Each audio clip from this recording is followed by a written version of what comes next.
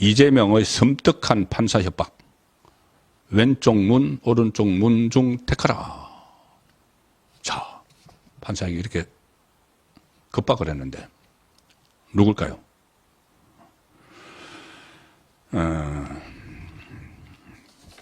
일단 이재명이 조금 전에 제가 말씀드린 대로 두 번 구속영장이 신청이 됐었죠, 검찰에서. 근데 첫 번째는 민주당이 방탄을 해버렸다.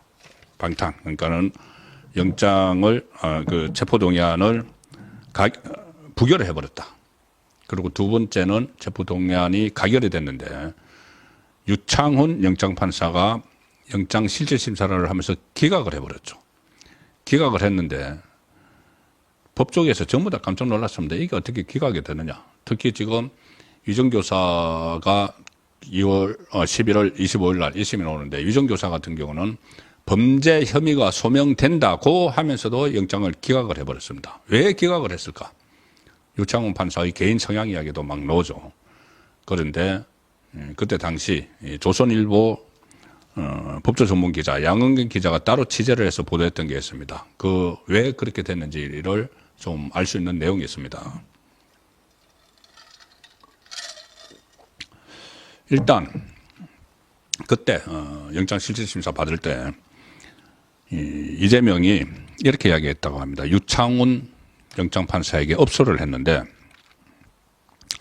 내가 구속되지 않은 상태에서 방어만 할 수 있게 해달라. 유창훈이 마지막 진술 기회를 주니까 이제 그때까지만 해도 유창훈은 그 영장을 발부하는 분위기였다고 합니다. 그때 당시 검사들이 배석을 했죠. 검사들이 배석을 했는데 영장을 발부하는 분위기였는데 갑자기 이재명에게 최후 진술 기회를 주고 이재명이 유창훈에게 이야기를 시작을 하니까는 검사들이 좀 이상한데 이런 느낌을 받았다고 합니다. 이렇게 이야기한 거죠. 구속되지 않은 상태에서 방어만 할 수 있게 해달라. 판사님의 결정이 저의 운명을 결정한다. 이재명이 유창훈한테 한 말입니다. 딱 하나만 부탁한다. 구속만 되지 않게 해달라. 수사받고 있는 사건에 대해서 형이 모두 선고되면은 한 50년은 받을 거다. 자기가 수사받고 있는 거 11개 혐의, 7개 사건, 한 50년은 그 감옥에 살아야 된다는 이야기를 유창훈 판사 앞에서 하는 거죠. 내가 죽지 않는 한 끊임없이 반복될 수사다. 판사님의 결정이 저의 운명을 정한다. 이렇게 했는데 그 다음에 뭐라고 했는지 저는 여기서 좀 섬뜩하다는 걸 느꼈습니다. 그때도 한번 말씀드린 적이 있는데 뭐라고 했나. 이재명이 유창훈 영장판사에게 나라를 왼쪽으로 문을 열 것인지 오른쪽으로 문을 열 것인지 그런 운명이 결정되는 일이다. 나를 풀어주면은 우리나라의 문이 왼쪽으로 열린다. 나를 50년 동안 감옥에서 썩게 하면은 오른쪽 문이 열린다. 우파 세상이 된다. 내가 하면은 좌파 세상이 된다. 날 풀어주면은. 자, 이거는 협박이죠. 좌파 우파를 떠나서 만약에 나를 구속을 시키면은 우리 좌파 진영이 당신 그냥 안 둘 거야 하는 이야기입니다. 오른쪽 문, 왼쪽 문 이야기하는 것이. 저는 이게 굉장히 섬찟한 이야기라고 그때부터 생각을 해왔는데 또 이런 이야기를 했습니다. 딱 하나만 부탁하는데 방어만 할 수 있게 해달라. 제가 조그만 방에 혼자 있으면서 검사 수십 명이 덤비는데 어떻게 방어를 하겠나. 감정에 호소하는 이재명의 최후 진술에 대해서 법정에 있던 검사들도 긴장을 했다. 그 전까지 영장 실질심사 분위기는 이재명이 몰리는 쪽이었는데 결국 유창훈은 27일 새벽에 이재명 구속영장을 기각했다. 한 법조인은 목맨 이재명을 보고 판사가 기각하겠다는 생각을 더 굳힌 것 아니냐. 그런데 이 수법, 그러니까 단순히 판사를 그냥 협박하는 것이 아니고 이 수법, 만약에 나를 구속을 시키면은 이재명 나를 구속을 시키면은 우리나라 앞날이 변해. 당신 책임질 거야. 이 수법, 왼쪽 문을 열 거냐 오른쪽 문을 열 거냐. 이 수법을 1심 선고를 앞둔 지금 그대로 써먹고 있습니다. 그때 재미를 봤죠. 그대로 써먹고 있습니다. 이재명 본인은 뭐 최후 진술에서 검찰 구형을 받고 나서 최후 진술에서 무능한 검찰이 사건 조작을 했기 때문에 이 법원의 이 사법부의 최후 보로인, 정의의 최후 보로인, 법원의 현명한 판단을 기대한다. 막 이렇게 이야기를 했죠. 그런데 계속 그 주변에서 이재명의 지침을 받았겠죠. 주변에서 이재명이 유창훈에게 했던 것과 비슷한 취지의 이야기를 합니다. 당신 대한민국 앞날 책임질 거야, 판사에게. 굉장히 심각한 이 협박이라고 저는 봅니다. 우선 전현희를 위원장으로 해서 오늘 이제 이재명 1심을 바로 눈앞에 두고 오늘 사법정의특별위원회 뭐 이런 거를 출범을 시켰습니다. 위원장이 전현인데, 자, 전현이 제가 얼마 전에 말씀드렸죠. 이재명이 이게 그 이재명 덕분에 배지를 달아서 친명이 됐는데 그 최고위원까지 막 시켜줬는데 얼마 전에 전현이가 이재명의 1심에서 유죄가 나오면은 법률적으로나 정치적으로 플랜 B를 준비해야 된다는 취지의 말을 했죠. 어떤 대안을 찾아야 된다. 이재명 위에 대안을 찾아야 된다. 그때 개딸들이 난리가 났습니다. 무슨 그 가정을 해도 이재명 유죄를 받을 가정을 해. 그것이 이재명을 막 전현희를 막 공격을 했죠. 그런 전현희가 이거 큰일 났다. 이 개딸에게 엎드려서 빌어야 되는데 이런 생각을 했는지 모르겠지만 사법정의특별위원회 위원장을 맡고 나서 출범식에서 뭐라고 했느냐. 검찰이 이재명 대표를 공직선거법상 허위사실 공표로 처벌한다면 민주당의 가장 유력한 대선 후보의 출마를 원천 차단해서 민주당과 대한민국의 존립에 큰 영향을 미친다. 자, 민주당은 그렇다 치고 민주당은 뭐 그런데 대한민국의 존립에 큰 영향을 미친다. 이렇게 해서 또 논란이 일어나고 있습니다. 이재명의 지은 죄를 법원이 판결을 하는데 그 판결 결과가 법대로 해서 유죄가 나오면은 대한민국의 존립에 큰 영향을 미친다. 대한민국의 방향도 아니고 대한민국이 그대로 있느냐 없어지느냐. 존립에 큰 영향을 미친다. 이런 어처구니 없는 말로 판사들을 협박을 하는 거죠. 자, 대한민국의 존립에 큰 영향을 미친다. 조금 전에 유창훈에게 이재명이 했던 말, 나라를 왼쪽으로 문을 열 것인지 오른쪽으로 문을 열 것인지 그런 운명이 결정되는 데 있다. 대한민국의 존립에 영향을 미친다.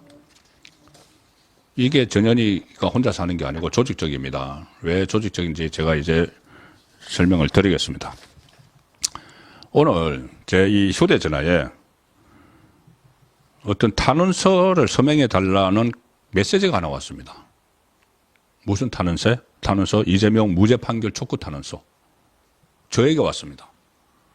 이 보낸 사람을 제가 공개는 하지 않겠지만은 이 민주당인데 과거에 제가 그 기자 생활을 하면서 이 민주당도 출입을 했죠. 뭐 국민의힘 그러니까 우파 좌파 정당 다 출입하고 뭐 청와대도 출입을 하고 했는데 그러니까는 민주당 의원들이나 이 사람들이 제 전화번호를 알고 있는 사람들이 많죠. 그래서 아마 지인들에게 일률적으로 보낸 것 같습니다. 카톡으로 일률적으로 보냈는데 저한테도 온 거죠. 이게 뭐 어떤 내용이냐면은 더민주 혁신회의에서 서명을 받는다. 뭐냐 하면은 이재명 더불어민주당 대표 무죄 판결 촉구 탄원, 무죄 판결 촉구 탄원, 더민주 혁신회의라고 돌격대 같은 그 조직이 있지 않습니까? 이재명의 충성 그룹. 그래서 저한테 온 겁니다. 서명해달라고. 그런데 촉구 탄원이 10월 8일부터 11월 11일까지 지금 계속 하고 있는 거죠. 10월 8일부터 지금 계속 하고 있는 거죠. 11월 14일 1심이 나오니까 11월 11일까지. 그래서 11월 10일까지 모아서 사흘 후에 판결을 하는 이 법원에 제출하겠다는 겁니다.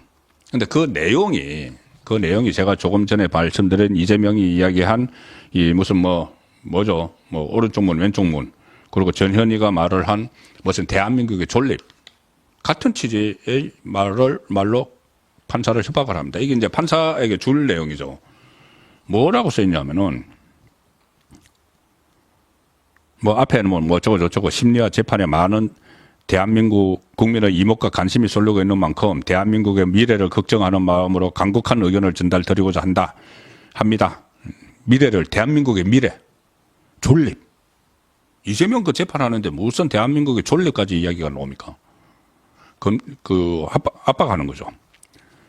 뭐 이재명은 12년 동안 시장과 도지사를 거친 선출직 공직자였고 쭉 하면서 뭐 0.73%포인트 차이로 낙선했으나 대선에서 대한민국 국민 1647만 738명의 선택을 받은 직전 유력 대권 주자다. 그 다음에 대한민국 헌정사에서 양자 대결을 펼친 직전 대선 후보를 사법의 심판대에 세운 사례는 사실상 딱 3건에 그친다. 그러면서 누구를 드느냐 하면은 판사님들께서도 다 알고 계시는 고 죽산 조봉암 선생, 고 김대중 대통령, 그리고 이재명 대표다.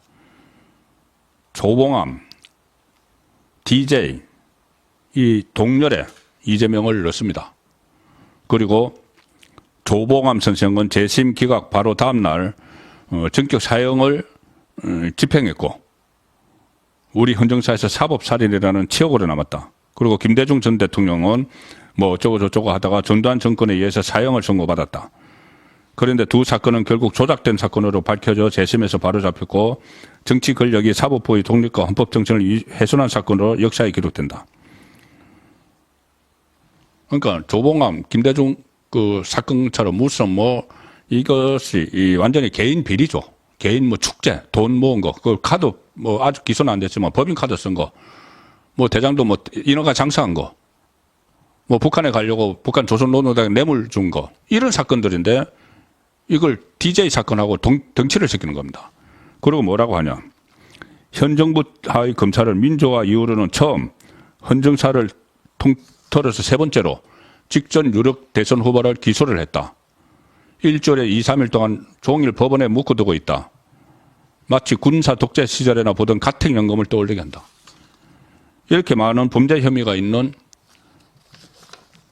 대선 후보도 처음이었죠. 그리고 말씀드린 대로 이렇게 이야기합니다. 이 재판의 결과는 비단 이재명이라는 개인에 대한 것이 아니다. 대한민국 국민, 또 대한민국 파입니다.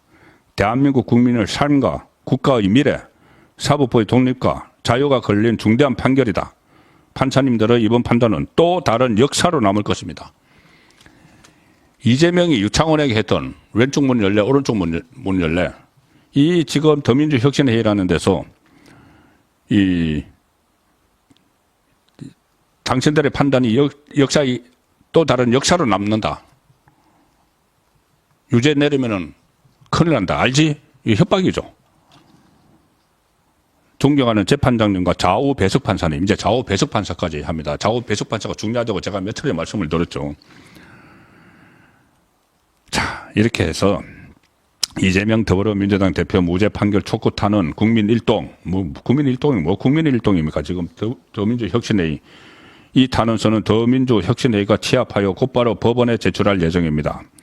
그 사무총장 전화번호 적어놓고, 그 다음에 이름, 주소, 쭉 해가지고, 안내까지 다 하고 있습니다. 안내 다 하고, 탄원서 동참할 때 QR코드를 활용하세요 해서 하는 방법까지 전부 다 적어가지고, 이렇게 무차별적으로 부르고 있습니다. 저한테까지 부렸습니다.